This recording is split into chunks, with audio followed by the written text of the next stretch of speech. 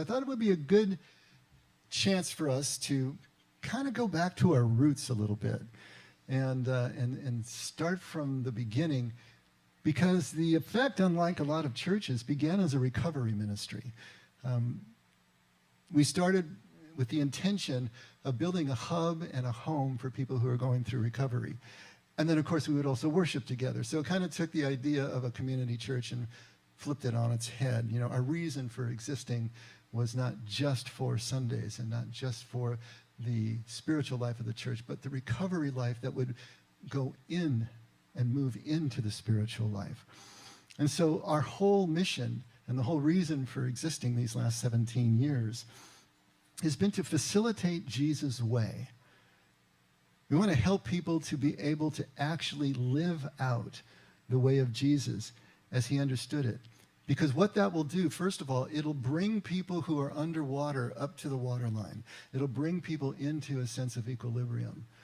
So for those who are struggling with addictions or compulsions or unfinished business and PTS or whatever it happens to be, beginning the process, along with referrals to, appropriate providers, can help a person to get up to that place of equilibrium, which is then the platform for them to be able to launch their spiritual journeys, their contemplative journeys, to really take off on Jesus' way. But we've got to get to that place of equilibrium, and we recognize that. To try to get someone to be able to move into contemplative space when everything is roiling down there, it just doesn't work. And so this was the platform. And we were trying to do this in two ways. To be able to understand Jesus from a first century Hebrew point of view, through the lens of the worldview, through the lens of the culture, through the lens of the understanding of history and time, and also through their languages. What did Jesus' words mean to the first people who heard them? Because that's the closest we'll ever get to understanding his message without 2,000 years of accrual that has occurred, especially in the West, that changes the meaning and takes it into a different place.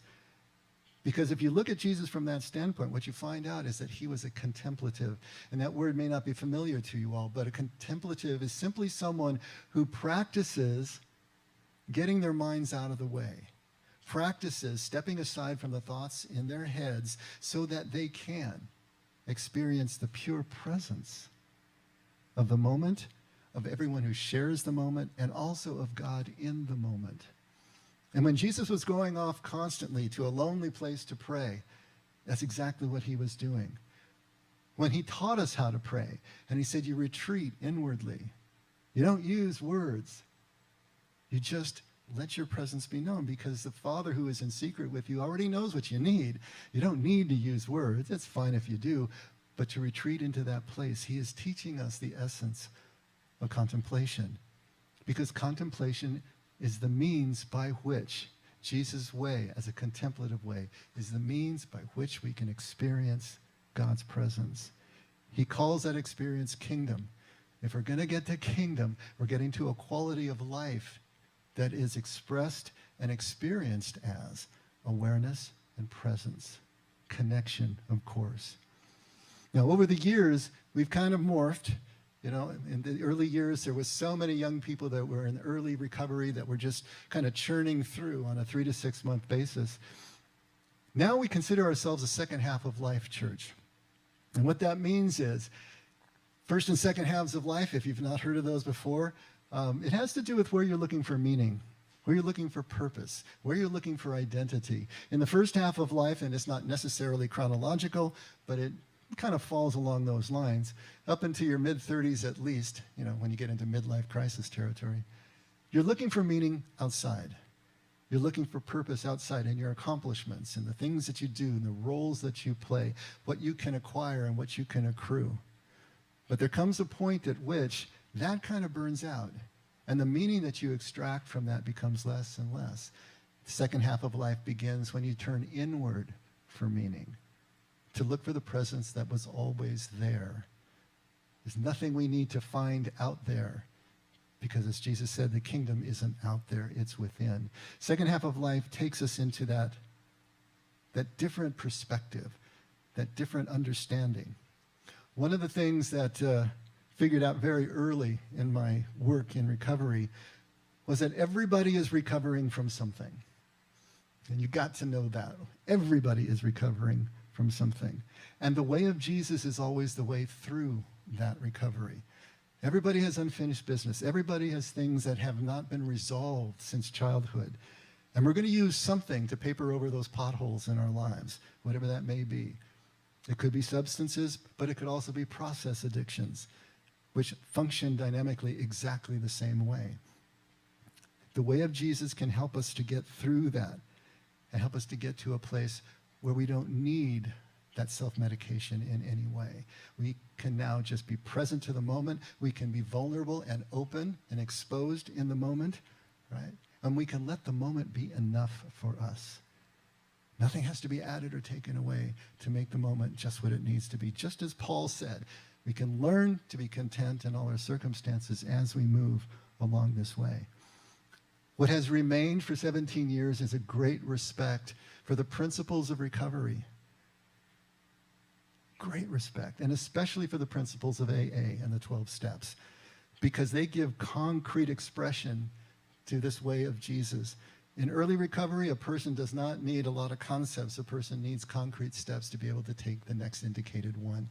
But we need that in our daily walk, our daily expression of our faith.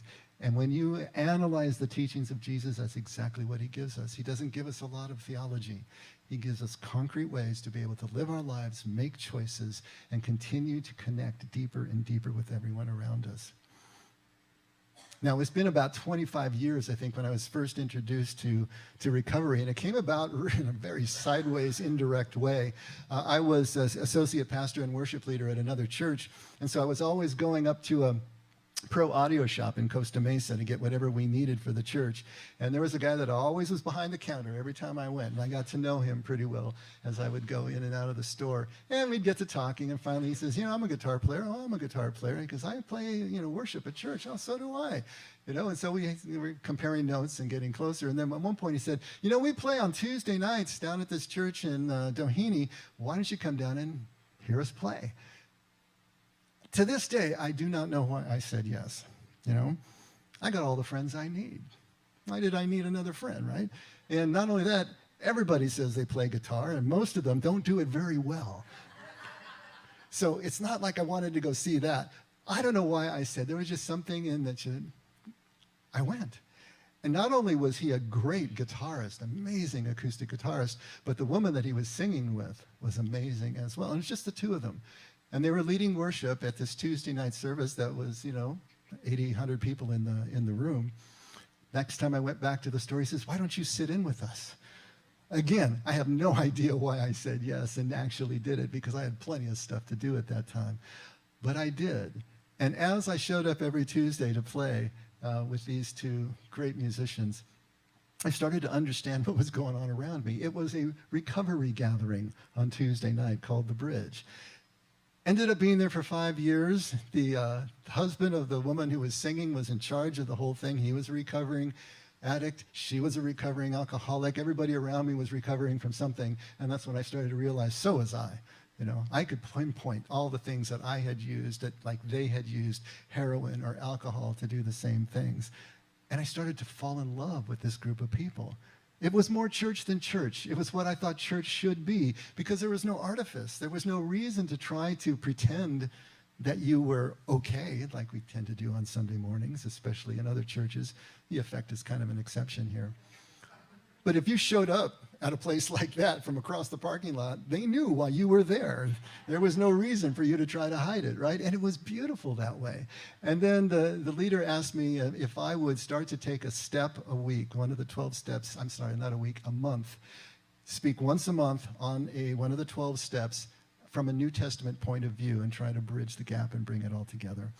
And so I had to dive in, read the big book, read the 12 and 12, which is the best, and understand these steps, and then see all the parallels, because there were so many parallels.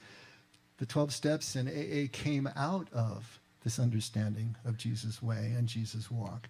And so it was spot on for me to start seeing the connection between the two and how all of this dovetailed and came together in what was going to be our church. There was no effect at that point. The effect came out of that ministry years later.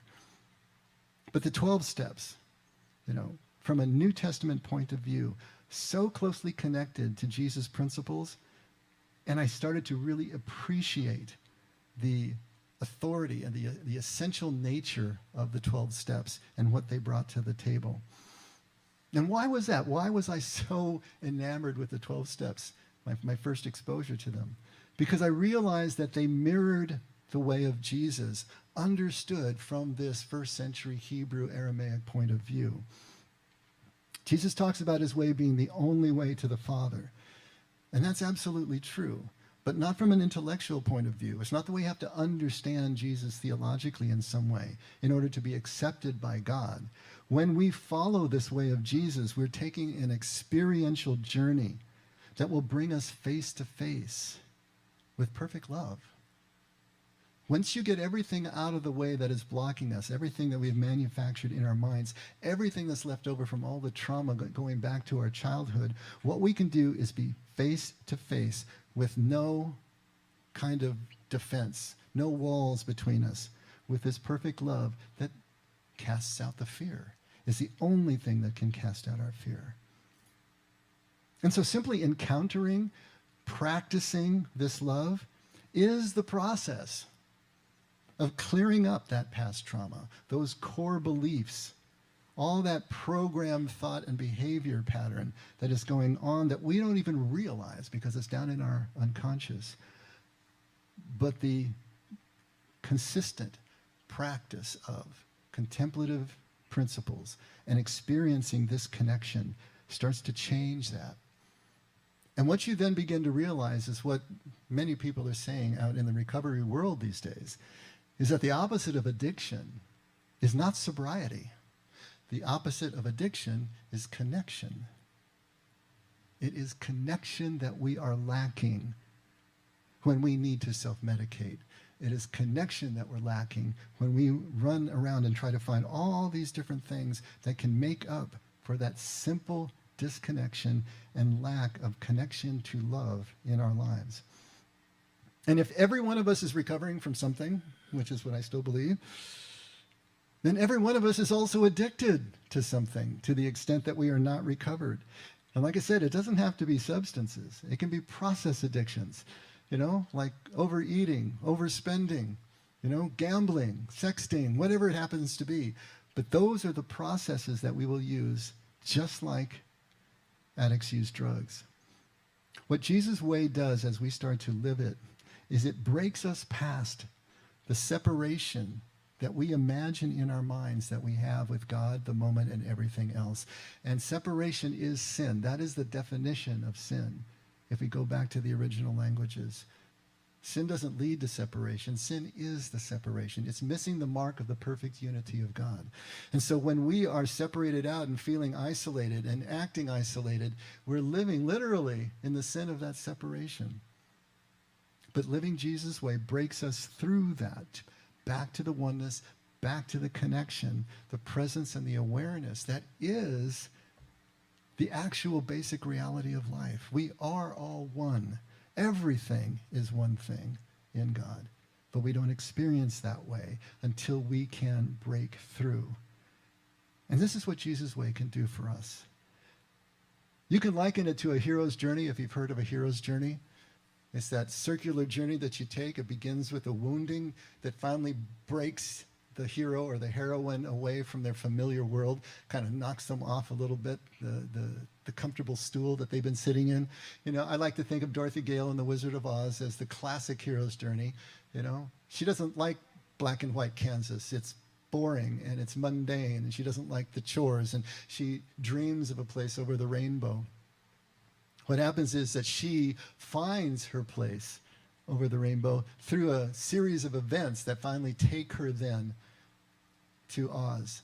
And in Oz, she immediately finds guides and helpers that can carry her along, but also she gets tasks that are set before her. She has to bring back the broomstick. If she completes the tasks, she ends up back where she started again. That's the hero's journey. The wounding shows us that there's another world out there. And we can say yes or no. When we enter that world, we don't understand it. It's scary, but we will get helpers and we will get tasks. If we complete them, we come back again. And when we do, we're not the same person that has come back home again that we were before. We are changed. And in that change lies everything. But we also realize everything we needed, we already had. We had to take the journey to find out we didn't need to take the journey. What does Dorothy say when she comes back? Next time I go looking for my heart's desire, I'm not going to look any further than my own backyard. Because if it's not there, I never really lost it to begin with. That's the wisdom. That's the world-shattering epiphany that takes place when we take this circuit.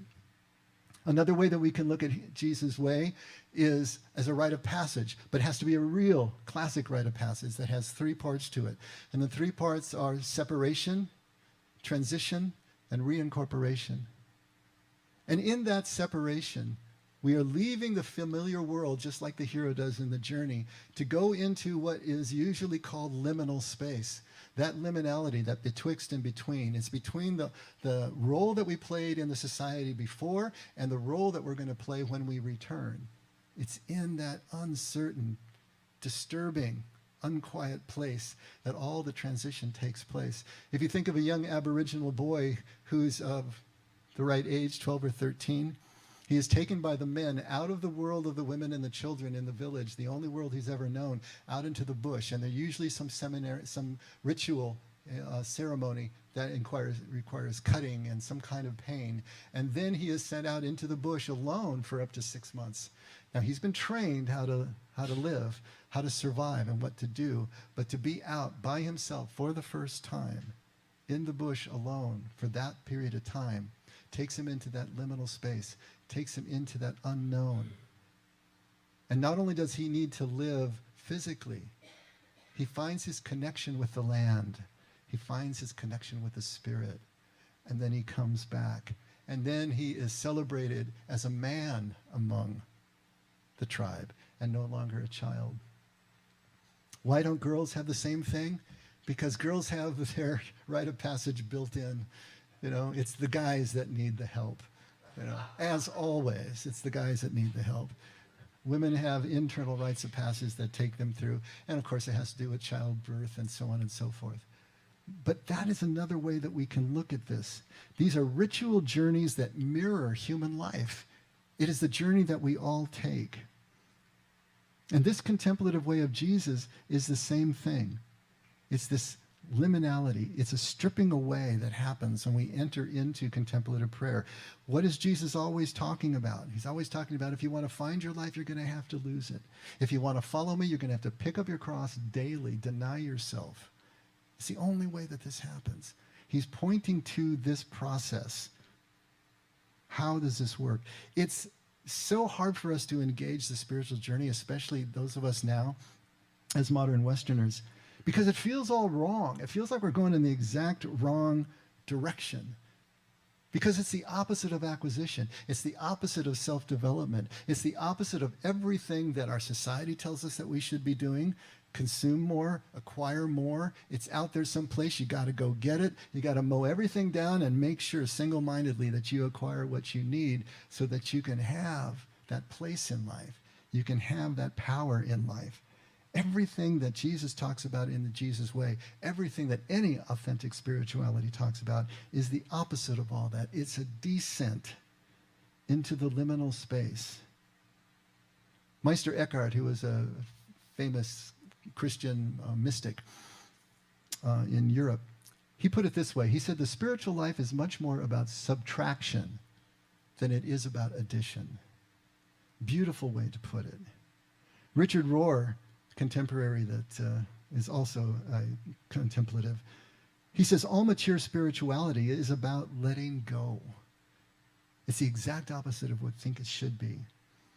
Let's take a look at what Jesus says at Luke 17, verse 33. It's going to be in your handouts, but it'll also be up on the screens. I'm going to read it in the New Living Translation. I'm sure you've got it up there, NASB. If you cling to your life, you will lose it. And if you let your life go, you will save it. Now, if you're looking at the NASB, it's going to be, if you keep your life, you will lose it. And if you lose your life, you will preserve it. But either way, you get the point.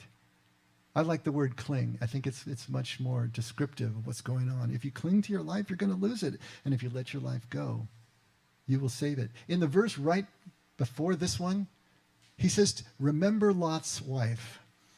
And then he says, if you cling to your life, you will lose it. Remember Lot's wife? Y'all remember Lot's wife? You know, leaving Sodom and Gomorrah in the face of all the mayhem that was raining down. Don't look back. Don't look back. She looks back, and she's transformed into a pillar of salt. Now, that seems a bit extreme. You know, I don't know if the punishment exactly fit the crime, but you got to look at this metaphorically, okay? It's a metaphor. You can't look back. She was longing for that life. She was trying to cling to that life. And in doing so, she couldn't enter the new life that she was moving toward. Every single one of us is like this. This is the paradox. This is the paradox of Jesus' way. The paradox of any authentic spirituality. And this concept of this descent is the key to kingdom, to what Jesus understands as kingdom, which he understands also as total connection and presence.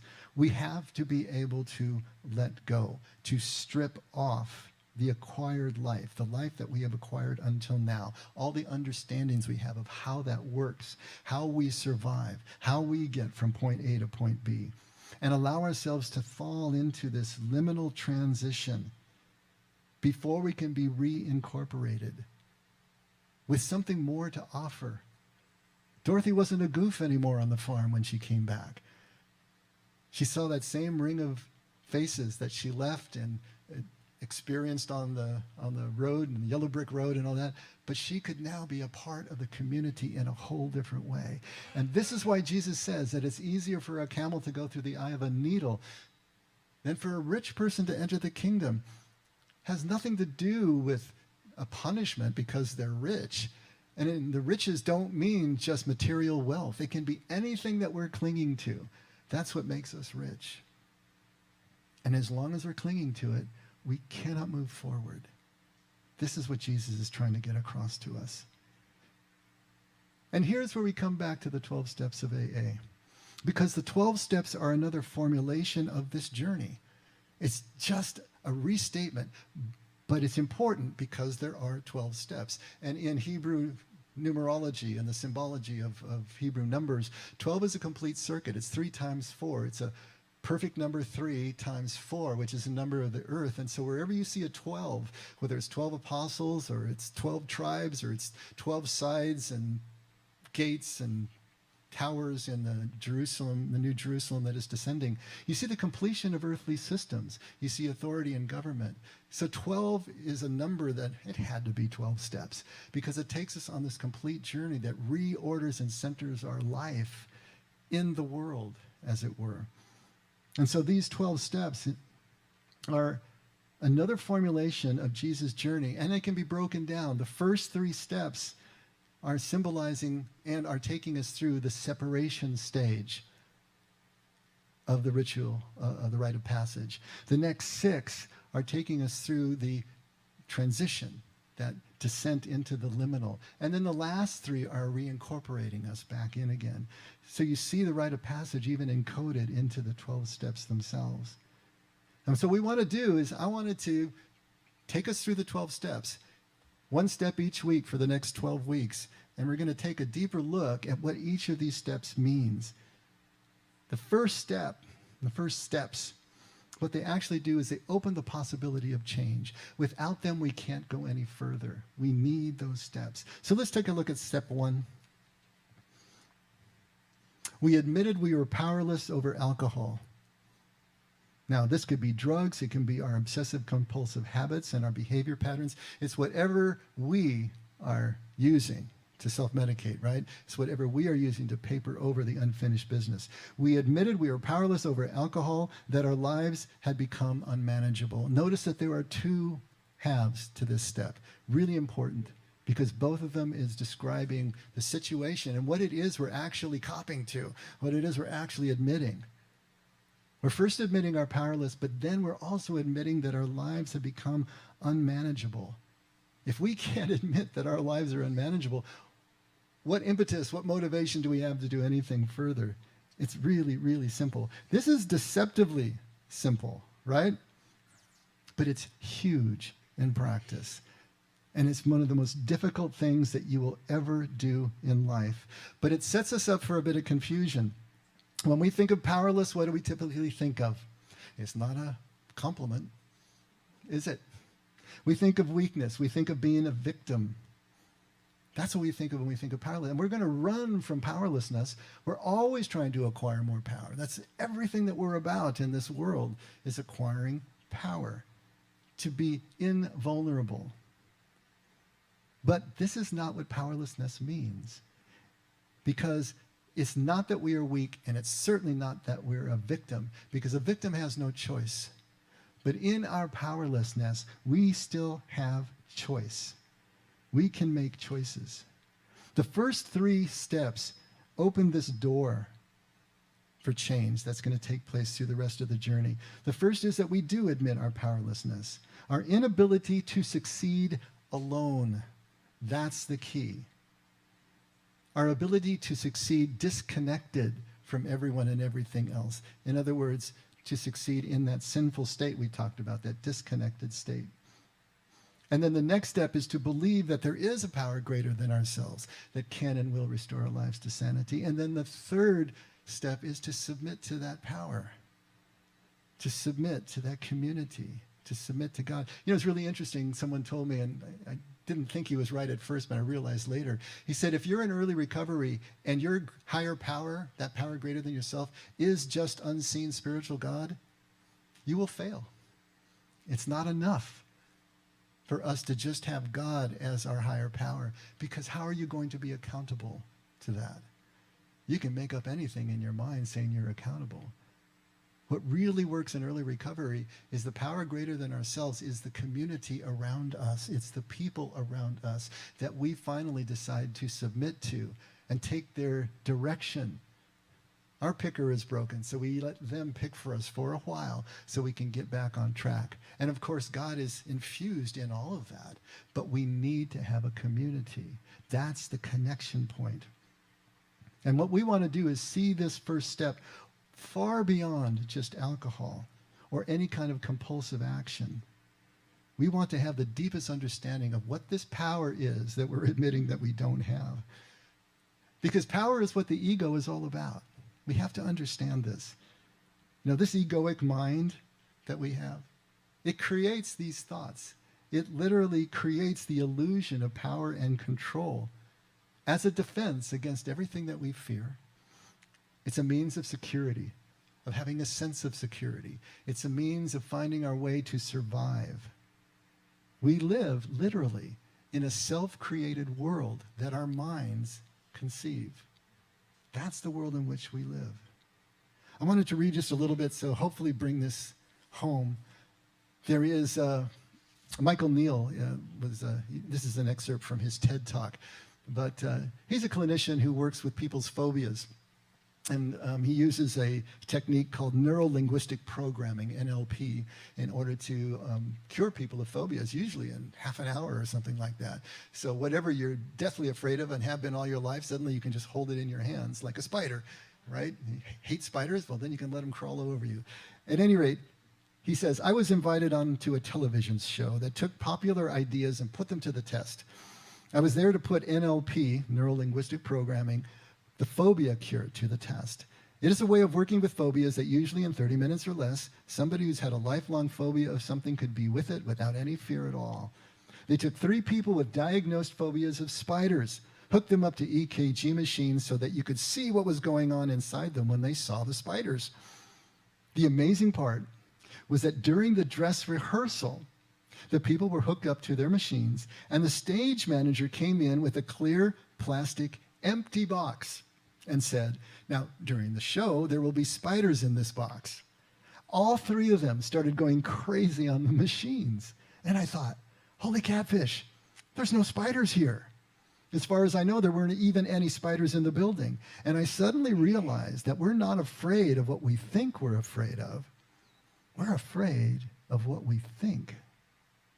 We can't tell the difference between an imagined experience in here and what's going on out there. This is why the physicist David Bohm said, thought creates our world, and then says, I didn't do it. We live in a world of thought, but we think we live in a world of external experience. The mind does not work like a camera. The mind works like a projector. The world we live in is a creation of the mind, and when you start to see that, the mind slows down, and when the mind slows down, something else comes through. The mystic poet William Blake said, if the doors of perception were cleansed, everything would appear to man as it is, infinite. For man has closed himself up till he sees all things through narrow chinks of his cavern. And that's us. We've learned to live in the world of circumstance as if the only way for us to thrive is to control that world, to make that world the way we want it. Yet our experience is of a world that doesn't even exist until the moment we create it, and ceases existing the moment a new thought comes along. What that means is just because a thought is in your head doesn't mean that it's true. What that means is we're not afraid of what we think we're afraid of. We're afraid of what we think. And what that means is that no matter how long you've been stuck with something, no matter how real a problem looks, no matter how intractable a difficulty seems, you're never more than one thought away from a whole new experience to being alive. Wow. Have you ever thought of it that way? Well, if you did, you'd be in a whole new world, right? I mean, we're going to live in the world that we have created, that our minds have created. And let's say, this is not an intentional creation. This is the world that's created unconsciously. We don't even know what's being created for us because of the traumas that we've gone through, because of all the hurts, everything that we've experienced. Suddenly, here's this world. We're living in it, and we didn't even know. And we're going to continue to live in it because it is self-consistent within our own bubble until the moment that we begin to suspect that it's not real. This is really the essence of the movie, The Matrix, right? We're going to live in the Matrix until we start to suspect that it's not real. And then we may break through. Before I came back to Christianity, I started in Christianity and Roman Catholicism, and then I came back in my 30s. But in that intervening period, I tried to find meaning everywhere and anywhere that I could. And one of the places I looked was lucid dreams. And I don't know if you're familiar with them, but a lucid dream is a dream that you wake up in enough to know that you're dreaming, but not enough to actually wake up out of the dream. So once you understand that you're dreaming, now you can control the dream. And I thought, well, that's pretty cool. I can have interior vacations anytime I want, right? Go where I want, fly, do all kinds of stuff, And so I really worked at lucid dreaming. But the cool thing about this that makes this analogy relevant at all is that if you want to learn how to lucid dream, you have to train yourself to constantly question your state of consciousness while you're awake, and you actually have the intentional ability to do that. Because when you're dreaming, the dreamscape is just as real to the dreamer as the landscape is to you as a waking person. It's just coming from another part of your brain. I mean, your senses just feed electrical impulses to a different part of your brain, so who cares where the electrical impulses are coming from, inside or outside, right? It's all completely real. But you train yourself by all day long questioning, am I awake or am I dreaming right now? I could be doing that right now. Is this a dream? Am I up here in my underwear? I mean, what's going on here, right? Is this a dream? And then you look for inconsistencies. You look for things that couldn't possibly be true. Like I'd be talking to you right now, but outside I could see the ocean, right? Or the colors are wrong. Or, my parents are here who have been dead for years. Look for inconsistencies. And as soon as you suspect you're dreaming, then you can do several things. You can look at your hands, because that'll start to wake you up for some reason. It just works. You try to read something, because you can't read in a dream. But if you can't read, then you realize, okay, it's a dream. And then you try to do something impossible, jump like Michael Jordan or something. I wouldn't recommend you did what I did one dream, which was jump off a balcony, which I did. But then right before I landed, I was able to just stop and float away.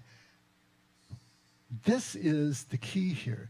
We are living in this world that thought has created. But if we can, through contemplative action, contemplative practice, through Jesus' way, become more and more aware, we can start to question what is really true, what is really present to us in this moment, what shares the moment with us, and what is just coming from the interior that is isolating us, pulling us away.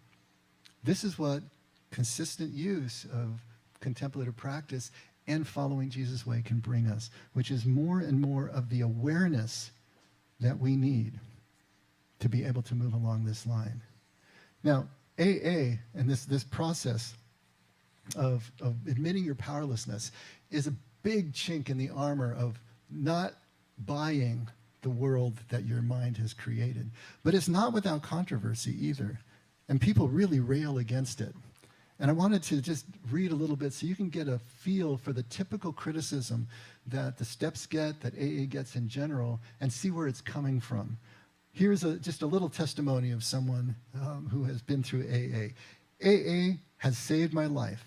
I was a hopeless junkie, drunk with a needle in one hand and a bottle in the other. I didn't care whether I lived or died. I tried everything. Detox, rehab, moving across the country, jail, back to detox, and nothing worked.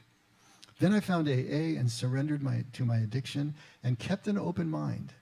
I am alive today because of this program, and I'm truly grateful for that. Okay, nice testimony, right? Here's one person's response. AA didn't save your life. You saved your life. If you want to divest credit into some other organization or entity, it's your prerogative, but ultimately it isn't the president of AA that takes the drink or drugs out of your hand, it's you. For every person who thinks they need an organization or paranormal deity to help them stop an addiction, there are probably 100 or 1,000 people who merely willed themselves into sobriety. The difference between them and people who claim to need AA is the difference between a weak and a strong person, a winner and a whiner, someone who addresses their issues head on, and someone who looks for excuses to avoid taking responsibility for their own lack of self-control. I have no doubt that AA will continue to flourish and will probably help some people, but only because our society is becoming more and more accustomed to making excuses instead of taking responsibility for things. Don't you wish this person would just say what they mean? Stop beating around the bush. Okay, that's pretty sharp criticism. But I want you to notice the nature of the criticism. Where is it actually coming from? Notice, the critic sees AA as a personal weakness, calls these people whiners, right? And points to personal power as the actual reality. Willpower is the key to a person like this. This is the typical thought that we all have as we just live through our lives.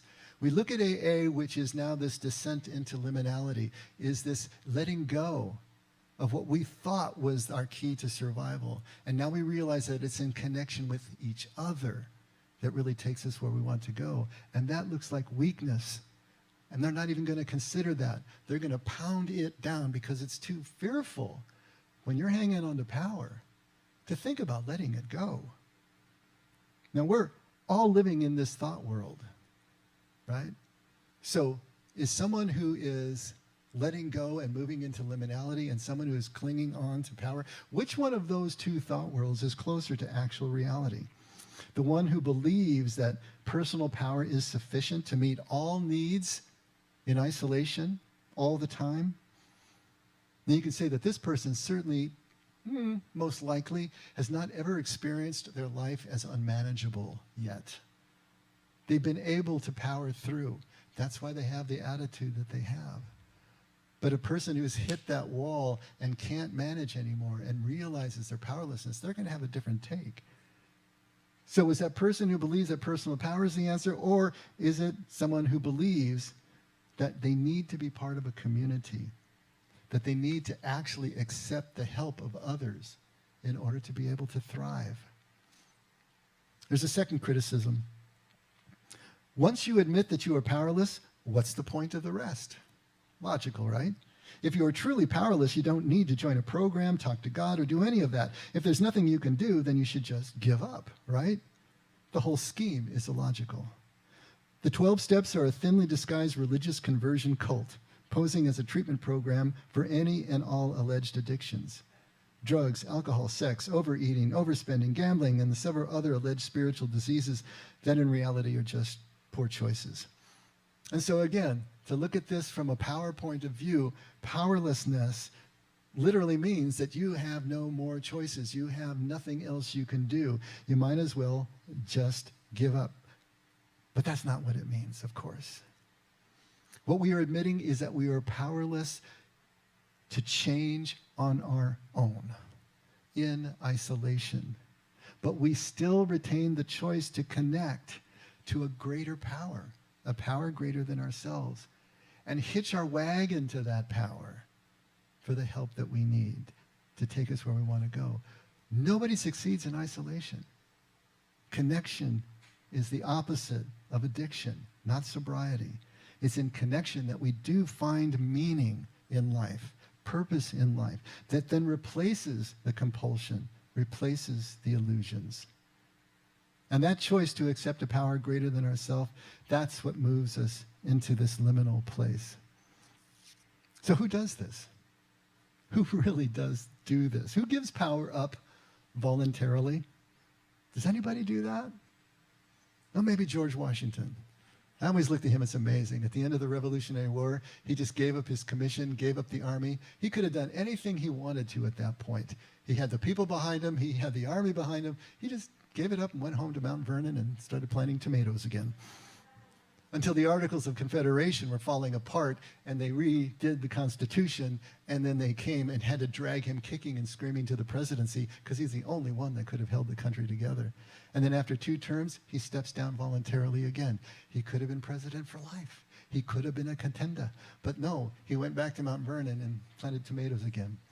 It's amazing that anyone would give up power that way. But even he had a different source of power. It wasn't political power that drove him. It would have been something else, to the extent that he was not recovered himself. And how are we going to be able to know that? But to get back to the question, who gives up power voluntarily? Nobody. If you believe you have power, you're going to use it. You're going to defend it. You're going to cling to it. But here's the thing to think about. What we see as power is really our addictions. Think about it. Political power, religion, money, business, talent, beauty, youth, competence, all of those become compulsive and obsessive drives when we see them as the source of our power. When we see them as the source of our advantage in life, what is going to get us from point A to point B, that's going to keep the wolves at bay, that's going to help us to survive. What we see as power is really our compulsive addictions. So with all that being said, who in the world ever completes step 1? Does anybody really ever do it? Yeah. The people who complete step 1 are the ones who actually see the truth. What truth? Great scene from The Matrix when the hero goes in and sees all these kids doing spectacular things, levitating things, and doing different kind of mind tricks. One kid is sitting there and bending spoons with his mind, and he's watching them. And the little boy looks at him and says, "Don't try to bend the spoon. That's impossible. Just try to see the truth." What truth? There is no spoon. There is no spoon. Take a look what Jesus says at Luke 2, verse 48. When they saw Jesus, they were astonished. I'm sorry, go to Matthew 5 instead. Matthew 5:36. Nor shall you make an oath by your head, for you cannot make one hair white or black. Why are you swearing by your head? You can't make the smallest change. And at Luke 12, and which of you by worrying can add a single hour to his lifespan? If then you cannot do even a very little thing, why do you worry about the other matters? In some translations, it'll be an inch to your stature. It really doesn't matter. You can translate it both ways. Can you add an inch to your stature? Can you add an hour to your lifespan? Can you turn one hair white or black? What is Jesus saying? He's saying, don't try to give up power. That's impossible. Only try to see the truth. There is no power. There is no power that you possess. The power that you think you have is an illusion. And you can give up an illusion once you understand it is not real. Those who complete step 1 see the truth. And the truth sets us free from illusion, from the tyranny of that thought world. Now, Jesus had to give up his own compulsion to power. I know that sounds weird to us because we put Jesus in this position, but the scriptures tell us he was human and had to face everything exactly as we did. So he was not immune to this. He had to give up his illusion to power. And this is where we go down to Luke 2. When they saw him, this is his parents talking to Jesus when he was only 12 years old, they were astonished. And his mother said to him, "Son, why have you treated us this way?" This is where he ran off in Jerusalem, right?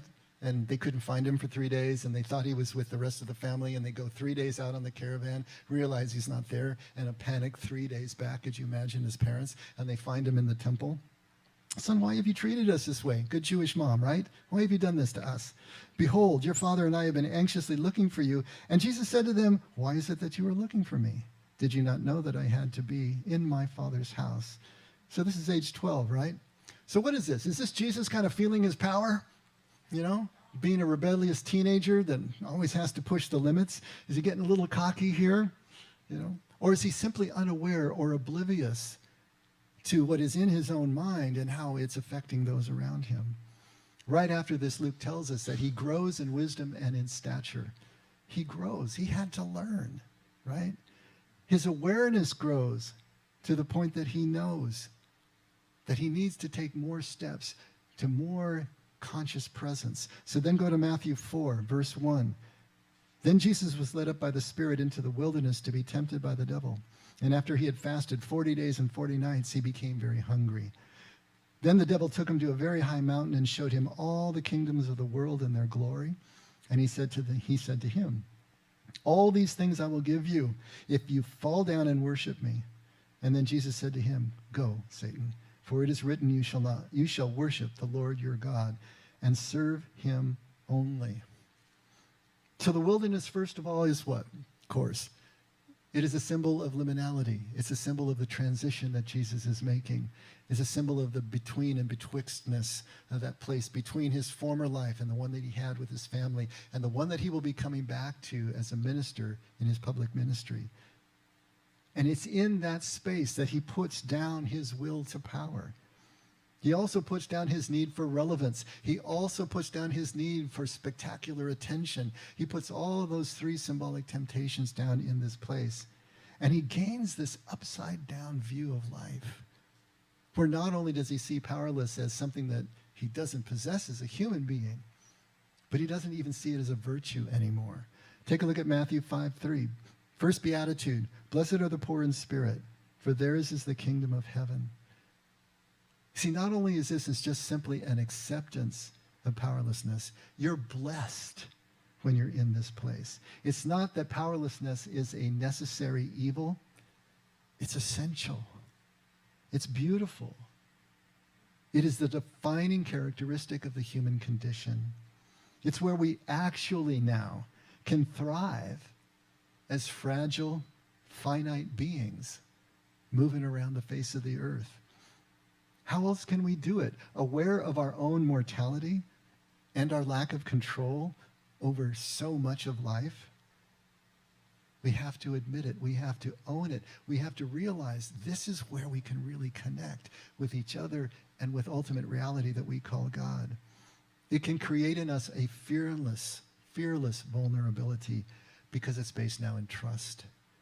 We need to get to the trust, and we will never get to trust if we're defended.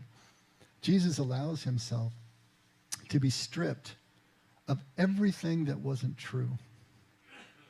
And that's the nature of authentic spirituality, that subtraction, that letting go. It's why the rich person is the last to take the journey. They've still got too many illusions about their ability to control things. I remember one of the co-founders of The Effect, who was a recovering alcoholic, very wealthy person, born into a wealthy family. His name was Bubba. You can see his picture right around the corner there if you say, we love Bubba. He died about 6 years ago. But he said it's pretty hard to hit bottom if you never run out of money. Pretty simple, right? A rich person is always going to have resources to be able to take up the slack, to be able to make another stab at things. Jesus went to the wilderness as a rite of passage. He separated from the life that he knew and had lived for 30-some years into a place of transition, at liminal space. And then he was reincorporated back in a way that people were astonished that he was the carpenter's son. They'd never seen him in such a different way. He came back to them without the illusions and without the obsessions that drive so many of us, which is the entire point of contemplative practice, to build our awareness to the point that we can start to see the cracks in our thought world. We can see through it. We can see a different way that is possible for us to live. And if we won't do this intentionally through Jesus' way or through some kind of rite of passage, then life is going to do it for us, and it's going to not do it as gently as we could do it ourselves. It will strip us. If only at death, life will strip us of everything that we're clinging to. It's just very sad to see people who go all the way to their deathbeds without ever having been able to see through the illusions of their thought world. One last bit. I know it's getting a little late. And this is from Richard Rohr, and hopefully this will put a little bow on it for us. He says, until you bottom out and come to the limits of your own fuel supply, there is no reason for you to switch to a higher octane of fuel, for that is what is happening. Why would you? You will not learn to actively draw upon a larger source until your usual resources are depleted and revealed as wanting. In fact, you will not even know there is a larger source until your own sources and resources fail you. Until and unless there is a person, situation, event, idea, conflict, or relationship that you cannot manage, you will never find the true manager. Self-made people and all the heroic spiritualities will try to manufacture an even stronger self by willpower and determination to put them back in charge, and eventually rigid personality that will be the long-term result. They will then need to continue in this pattern of self-created successes and defenses. This pushy response does not normally create loving people, but just people in control and in ever deeper need of control. Eventually, the game is unsustainable. Unless you make others, even your whole family, pay the price for your own aggression and self-assertion, which is a common practice. To come to the end of our ability to manage our own lives, to admit that they are unmanageable, is an essential gift. It's a gift to us. It's not the curse that we think it is. Because until we see our lives as unmanageable, we will never see the illusion of power that we're clinging to, and we'll never be able to admit our powerlessness. What actually cracks the shell of our ego thought world? What bursts the bubble? Well, it's great suffering and great love every time. Great suffering and great love is intense enough to strip our illusions away. Jesus' way, contemplative practice, quiets us, thins us out, if you will, so that love can permeate through, can break through, can break in. We can finally see how we are connected, how we are loved, so that we can risk being vulnerable. But we have to practice this. And we start as an act of faith because we don't have any evidence. We don't have any certainty. That's what faith is. It's action. It's acting as if the things we think we believe or want to believe are actually true, making that risky first step. We always start that way in contemplation because until we have the experience, we can't know anything. So we start as an act of faith. We move into the contemplative practice that Jesus is teaching us, which begins the process of stripping down. It takes us into the 4 S's of silence and solitude and stillness and simplicity, all these things that we start to practice Because when we move into that space, there is nowhere to hide. There are no more illusions, no more walls to our fortress. And as the experiences of pure presence start to add up, the cracks in our ego world start to show, and we become aware that it is not real. And then we slowly begin more and more to let go. And then we can admit that we were powerless all along, except for that one world-shattering ability to accept the connection and the oneness and the love that was always there, always waiting, right at the beginning of our vulnerability. That's where Jesus wants to take us. That's what the first step is preparing us to be able to do. And that's where we really want to go. Let's pray.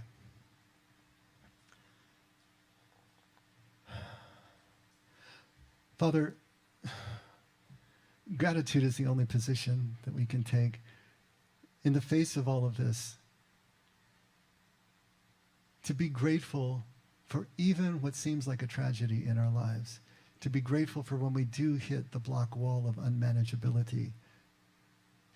And in dealing with that, to find out that we do need others and we do need you in our lives, that we cannot do this alone in the isolation of our fear. If we haven't gotten there, Lord, if we haven't been able to admit that we do need you and need each other, take us there as quickly as possible, even if it's kicking and screaming. Help us to get to the place that we know how much we need each other and how dependent and vulnerable we really are. Because that's the place where we can find you. And you will be strong as we are weak. And we will know that we can trust you. And that will make all the difference. So thank you for being that God in our lives, Lord. And never let us forget we can only love because you loved us first. In Jesus' name, amen. Let's all stand.